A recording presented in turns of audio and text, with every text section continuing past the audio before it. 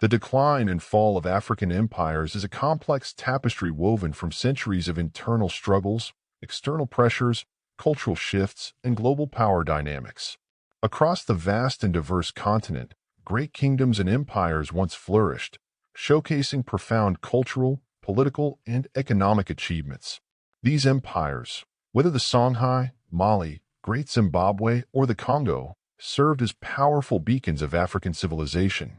Yet, their eventual decline offers lessons on how internal weaknesses, external aggressions, and a rapidly changing world order undermine the most robust societies.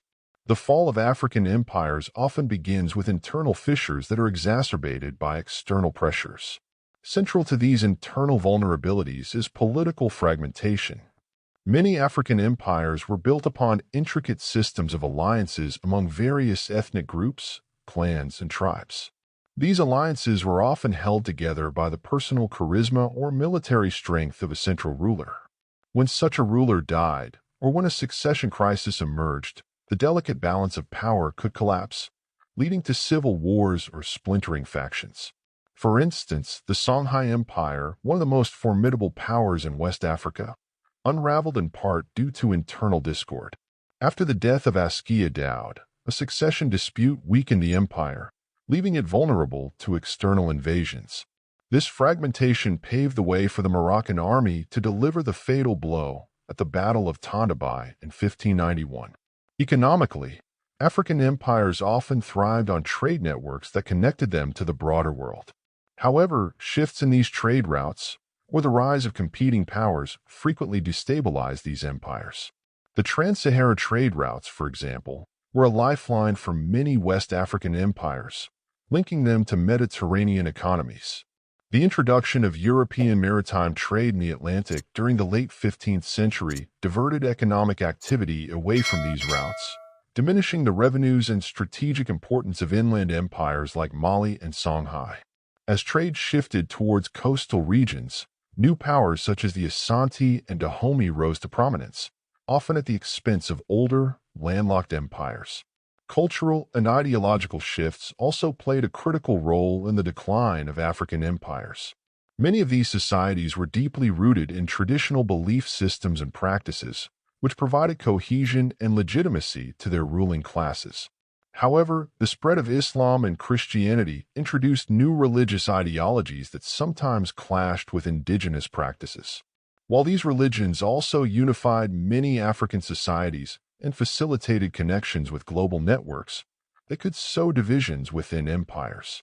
For instance, in the Kingdom of Congo, the introduction of Christianity by Portuguese missionaries led to significant cultural and political changes. While some rulers embraced Christianity to solidify their alliances with European powers, others resisted, leading to internal strife and weakening the state. The arrival of European powers introduced a new and devastating dimension to the fall of African empires. The age of exploration and the subsequent colonial ambitions of European nations brought unprecedented external pressure to bear on African societies. The transatlantic slave trade devastated populations, eroding the human capital necessary for the maintenance of strong states. Entire communities were depopulated, leaving empires vulnerable to conquest or internal collapse. The kingdom of Ndongo and Matamba, ruled by the legendary Queen Zinga, fought valiantly against Portuguese incursions. However, the relentless demand for enslaved individuals and the superior weaponry of European forces ultimately undermined the kingdom's resistance. Colonial exploitation was not limited to the slave trade. By the 19th century, the scramble for Africa led to direct European colonization of nearly the entire continent. African empires, many already weakened by centuries of external and internal pressures, were ill-equipped to resist the organized military campaigns of industrialized European powers. The Asante Empire, for example, engaged in multiple wars with the British throughout the 19th century.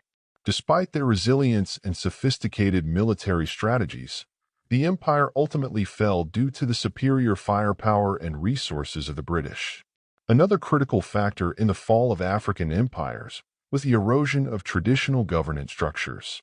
Many African societies operated on systems of decentralized power, where local chiefs or rulers wielded significant autonomy under the umbrella of a central authority.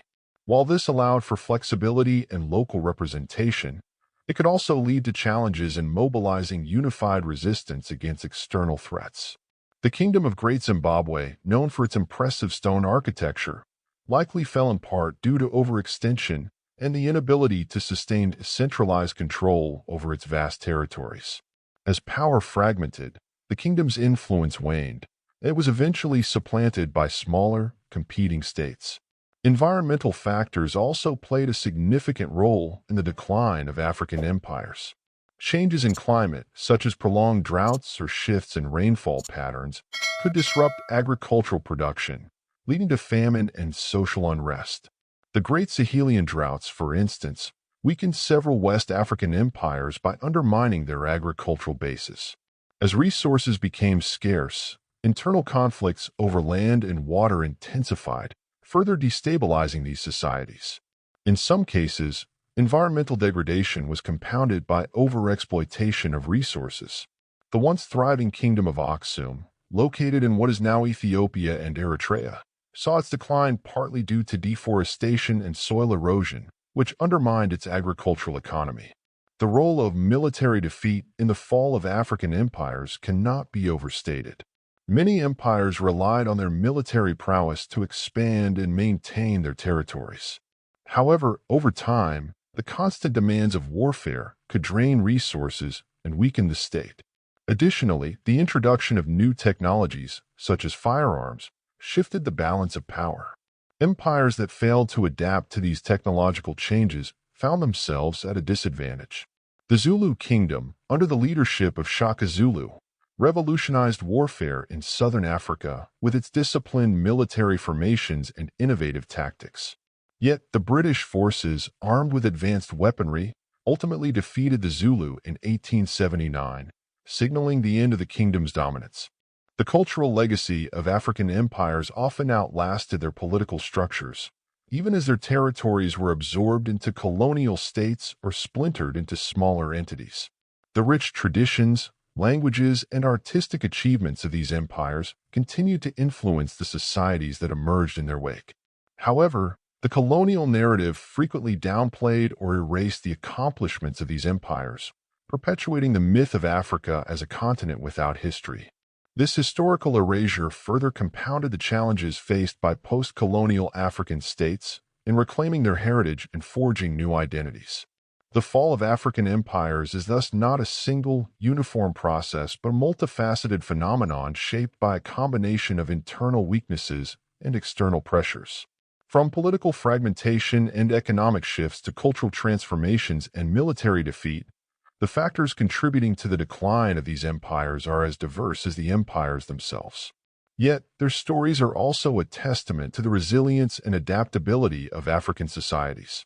Despite the fall of great empires, African civilizations continued to innovate and adapt, laying the foundations for the modern nations we see today.